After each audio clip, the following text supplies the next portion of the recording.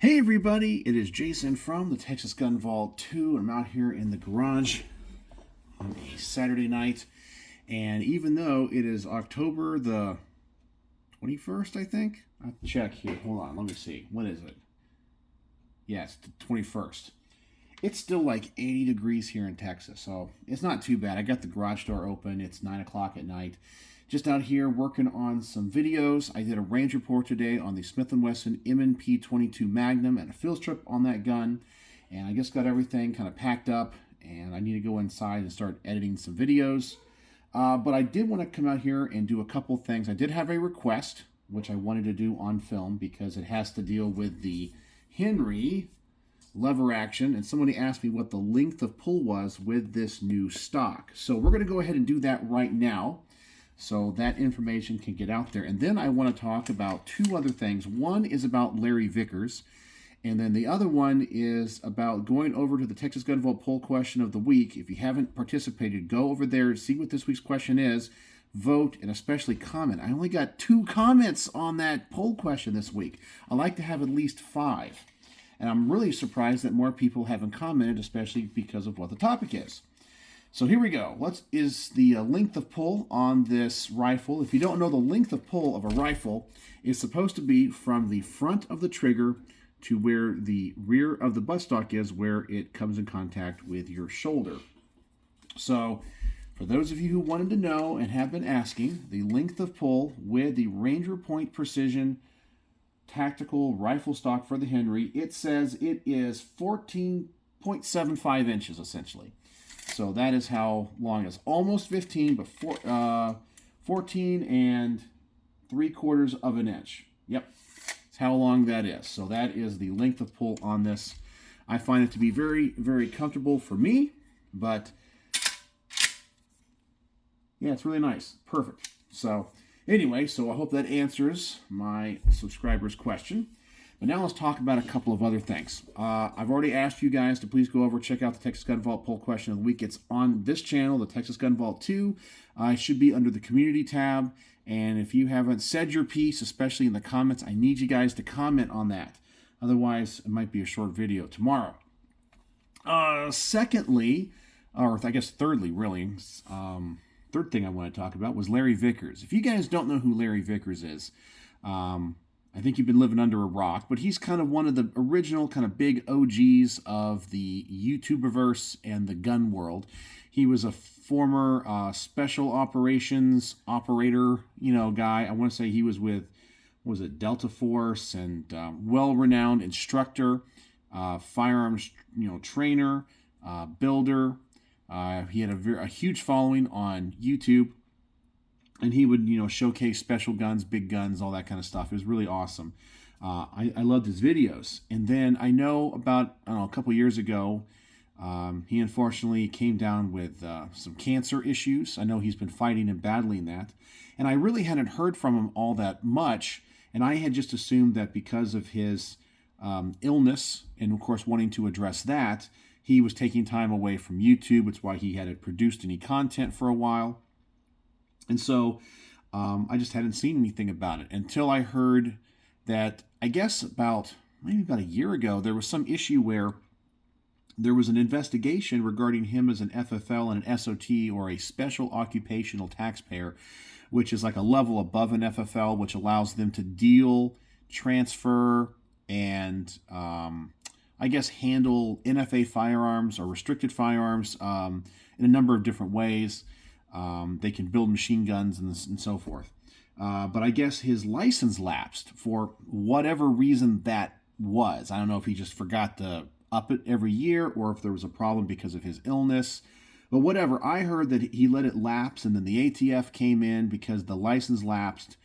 They came and confiscated all of his guns that were on the license, which to me didn't sound like it was that big of a deal, because I was assuming that, if an FFL closes down, or they lose their license, or you're an SOT and you get your license pulled or whatever, all those firearms, especially the highly restricted ones, are going to be taken. Now, I know that when it comes to some things like silencers, like if you give up your FFL and your SOT and you're a dealer in firearms, like I think you're allowed to keep all of the suppressors for yourself.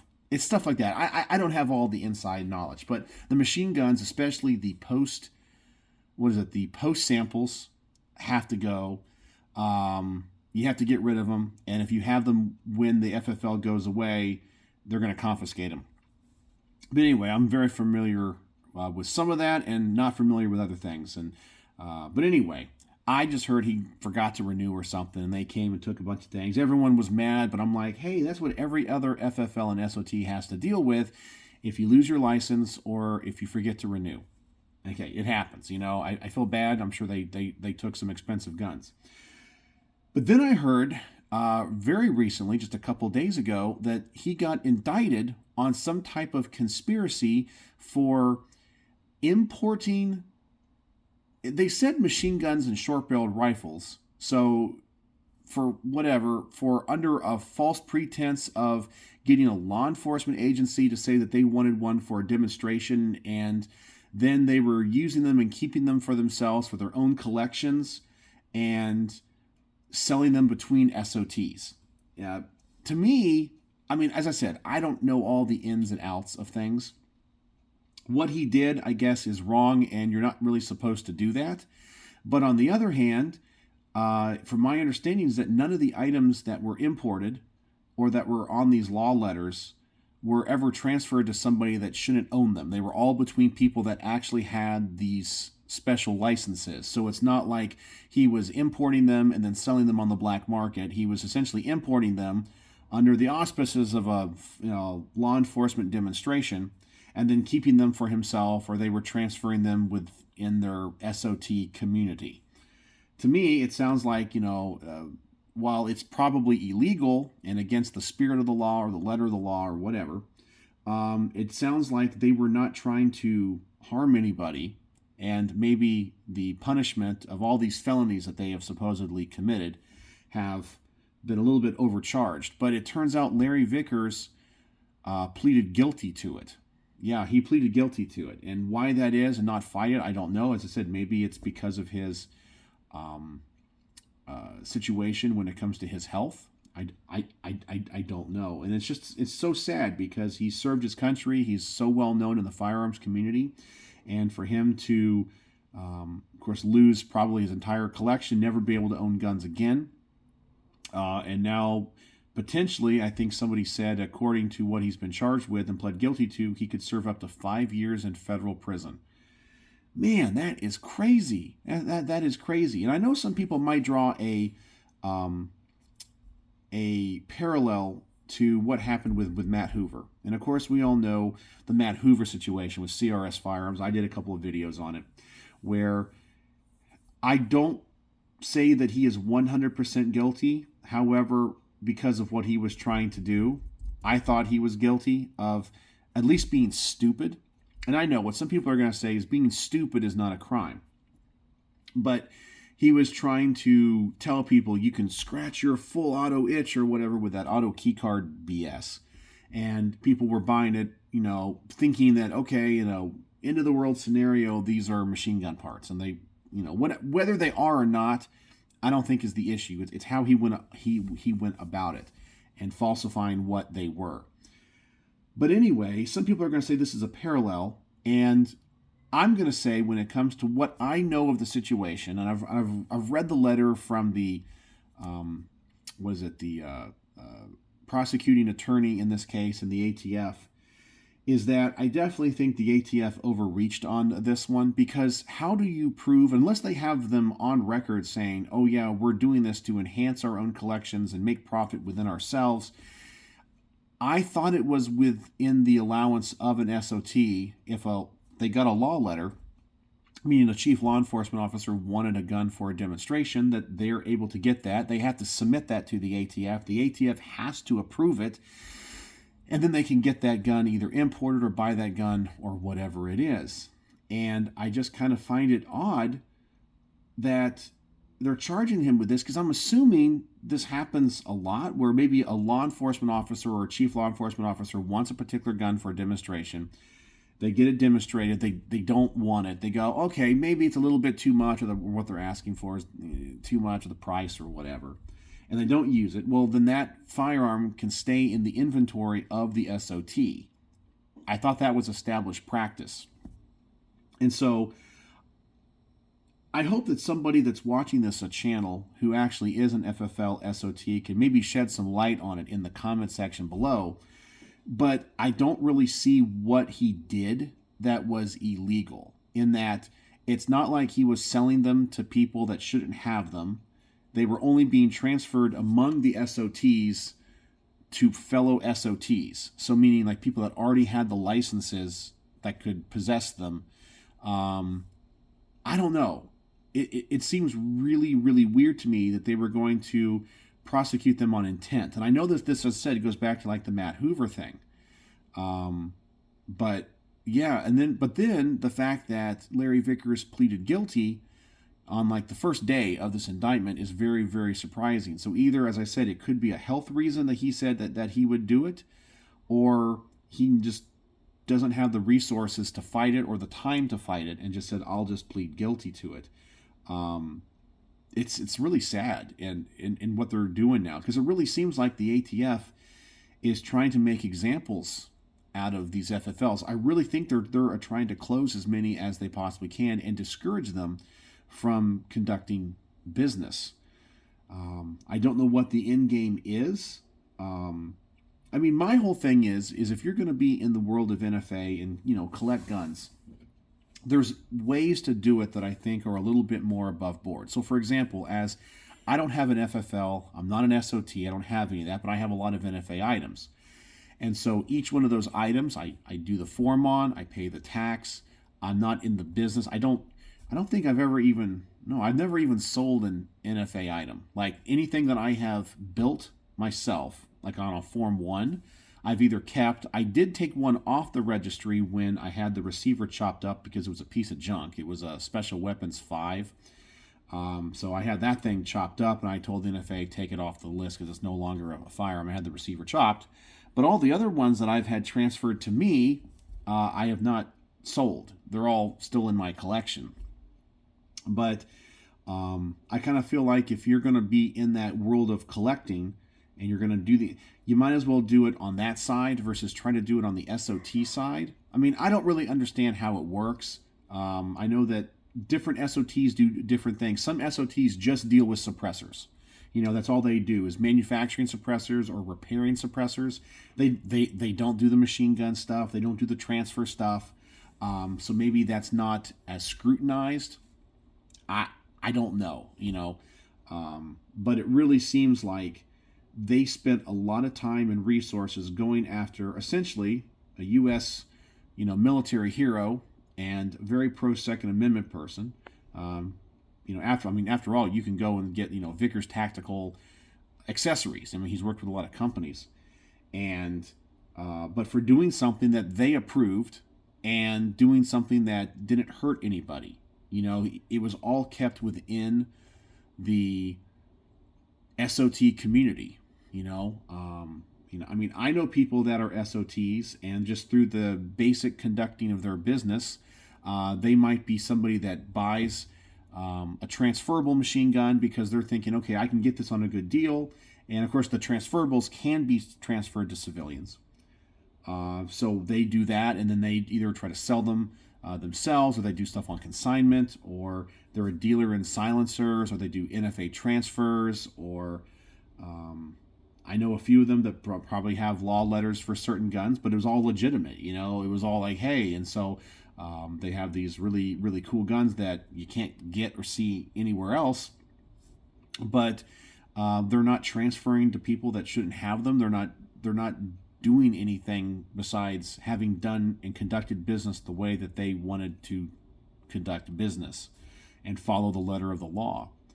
And so I don't know what this is all about. I kind of feel like inside the ATF and maybe in the Department of Justice, I really feel like they've decided that they can't go after civilians.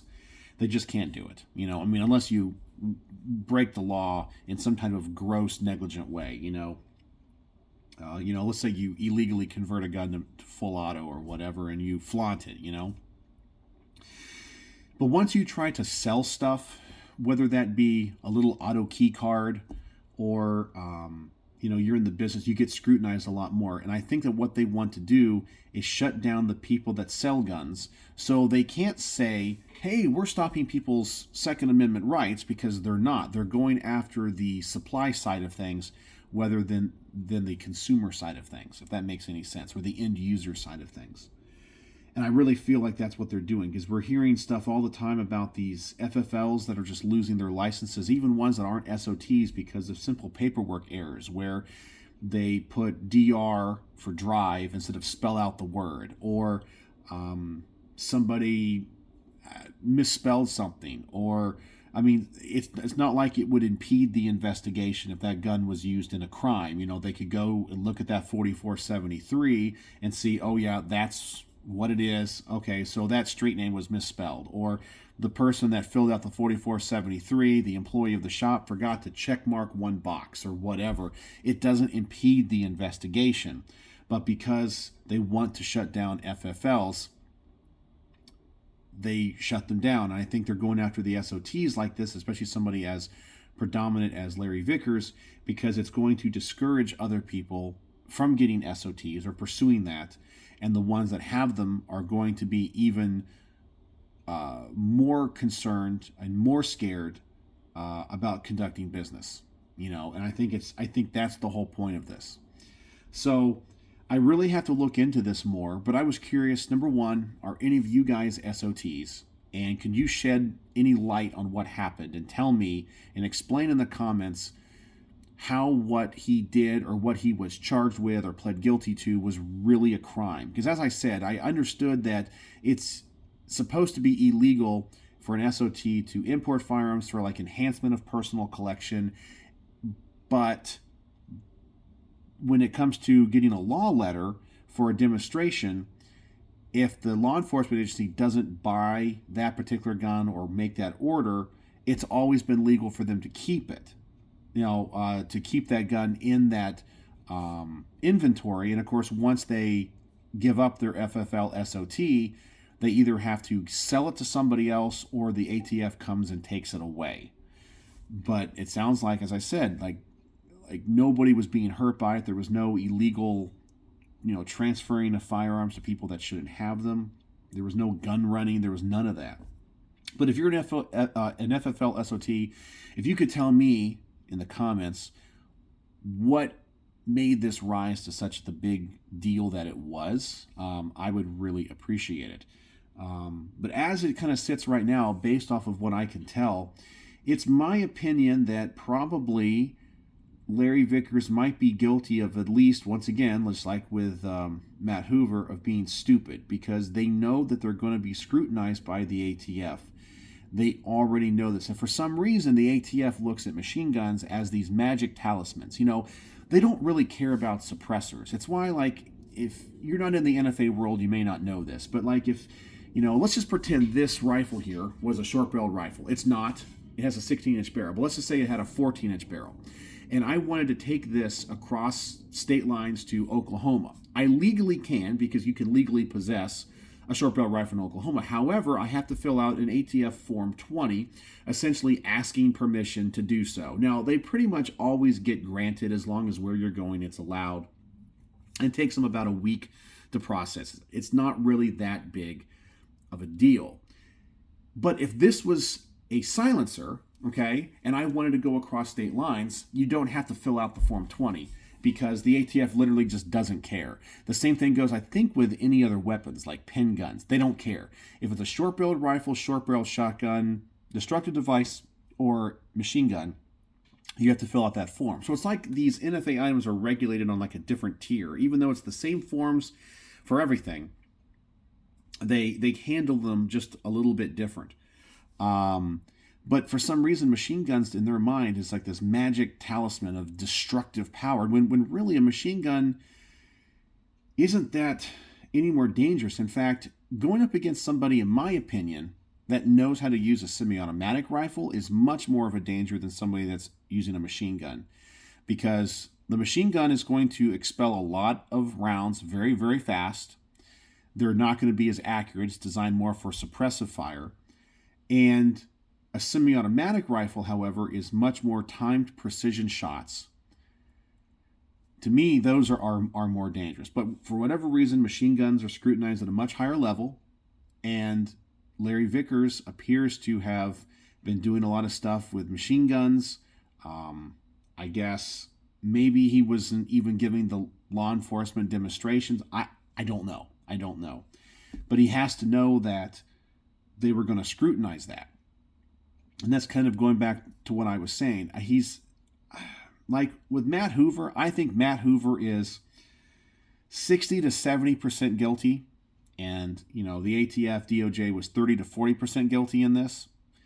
But I think it's kind of the reverse with Larry Vickers. Because so much of this stuff, for me, from what I understand, is kind of in this gray area. And how can the ATF prove you imported it with the belief that you were going to enhance your collection? Because how can you enhance your collection? Because these imported guns can't be owned by you. They can only be on your SOT in whatever capacity that business is. So yeah, technically it's in your possession because you have control of that LLC or that business, but it's not really yours. It's owned by the business. And if that business goes away, that gun has to go away. You can't keep it. So I guess the only ones that you can are the ones that are called pre-samples that were sample machine guns before 1986. And those, I guess, I've heard SOTs referred to as keepers.